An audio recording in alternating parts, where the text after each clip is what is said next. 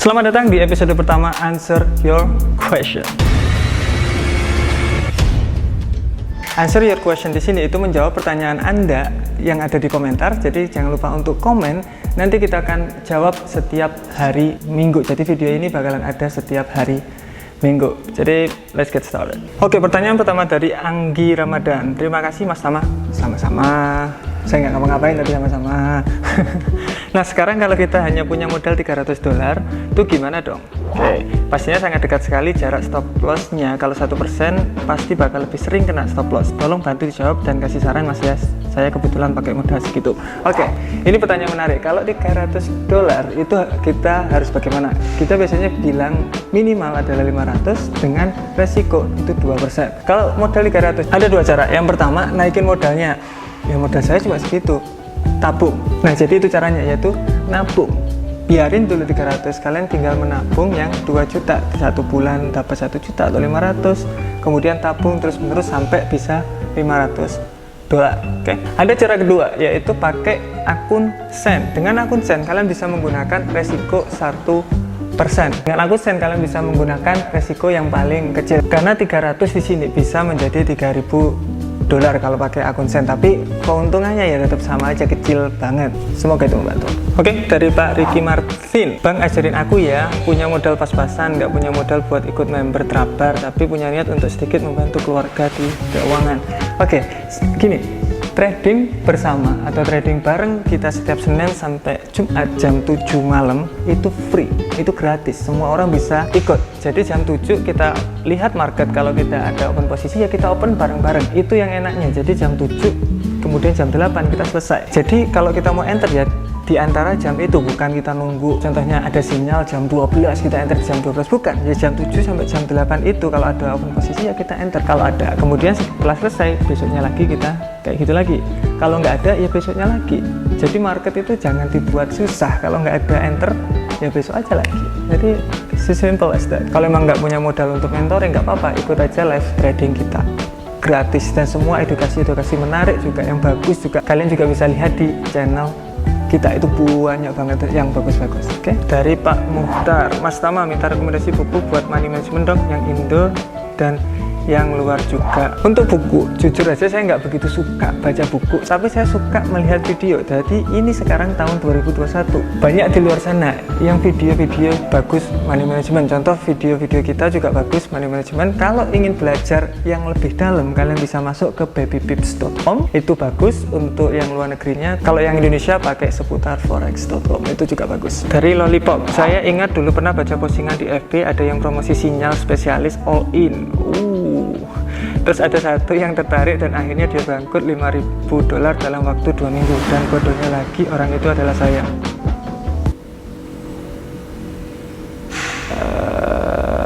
Oke, I guess.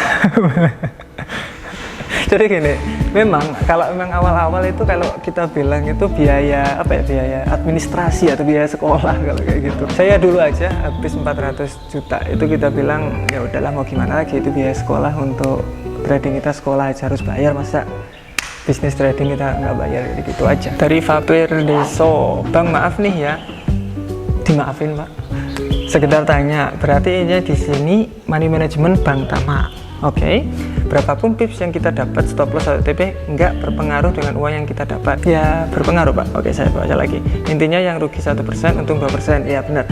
Walaupun profit 1000 pip. Benar. Jadi gini, setiap kali trading kita untung 2%, 3%, terserah kalian. Kalau 1/2 berarti 2%, ketika gagal ya 1%, stabil terus menerus. Kemudian maaf nih ya, kok malah kayak main binomo atau binari? Ya beda banget. Kalau binari kan resikonya itu ditentukan oleh broker, kalau ini kita yang menentukan. Jadi kita mau 2% bisa, kita mau 3% bisa, kita mau nggak pakai stop loss pun bisa, atau kita nggak pakai TP pun juga bisa. Jadi itu sebenarnya lebih fleksibel. Kalau binari kalau nggak salah 1/0,8. Jadi ketika gagal 1%, ketika untung 0,8% saja. Jadi I'm not sure. What do you think? Dari Zidane Gameplay, saya mulai paham. Dengan seiringnya waktu $5 saya anggap kecil, padahal itu gaji harian buruh. $5 berarti kan 50.000 ya. 50.000 kali 30 katakanlah 7 hari kerja. 30 berarti 1,5 juta. Oke. saya anggap kecil, padahal itu gaji hari buruh. Sekarang $1 pun saya ingin buat konsisten. Alhamdulillah. Bener, kita itu terkadang ketika masuk di dunia trading itu $1 atau $5 itu kecil banget kelihatannya, padahal itu juga lumayan loh kalau stabil itu. Contoh kalian gajinya 2 juta, berarti satu harinya berapa? Nah, jadi gitu. Jadi satu harinya harus 100.000 kali 20 hari kerja sudah 2 juta. Sebenarnya kita itu harus menghitung apapun yang akan kita lakukan. Contoh, profitnya itu berapa? Profitnya yang kita dapat 2% ini berapa? $20 udah besar banget. Nah, jadi kayak gitu. Kita harus menghitung semuanya. Jadi kalau gagal berapa, kalau untung berapa, dan lain-lainnya. Good point dari Pak Sidan. Dari Regi Takia, terima kasih Mas Tama atas ilmunya, sangat bermanfaat sekali bagi saya yang sering nafsuan. Sekarang alhamdulillah nggak pernah lagi ngerasain yang namanya MC. Kalau yang nggak tahu MC yaitu kehilangan semua modal, itu MC, margin call. Sama-sama guys, sama-sama Pak.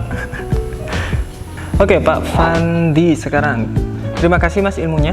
Cuma di channel ini bisa ngerti forex. Saya pengikut Mas Tama baru beberapa hari setelah ikut live trading Senin sampai Jumat dan lihat penjelasan video lainnya. Jadi menemukan guru yang tepat untuk di forex. Saya Fandi, salam kenal Pak. Jadi sebenarnya gini. Jadi sebenarnya live trading itu saya berpikiran kayak gini. Saya tiap hari saya trading. Oke. Jam 7 pagi biasanya saya, nggak jam 7 malam, jam 7 pagi. Jadi kenapa nggak sekalian saya live-in aja? Jadi orang-orang bisa dapat manfaat juga. Jadi kenapa nggak? Nah, jadi gitu. Jadi akhirnya keluarlah live trading Senin sampai Jumat. Oke, itu jawabannya. Oke, dari Susana Chan, garis-garis untuk mengukur PLSLTP tadi pakai yang mana Mas? Makasih ya kalau udah dijawab. Oke, saya tunjukkan di HP aja ya biar gampang. Bentar. Oke, kalian bisa buka aplikasi TradingView-nya. Ini sama di komputer sama di HP pun sama. Klik chart. Oke, kalian udah melihat chartnya kayak gini. Kalian bisa klik drawing. Oke. Kemudian ada namanya itu long sama long position atau short position. Itu juga di bagian prediction dan measurement. Jadi kalau long position itu berarti kalian sedang buy. Kalau short position berarti kalian sedang sell. Contoh kayak kita lagi buy. Kalian tinggal klik aja. Klik. Nah, itu tinggal ditarik-tarik itu. Ini stop loss-nya, yang atas TP-nya. Oke. Ini recent rasionya 1:2.32. Jadi gitu cara menentukannya. That's it for today.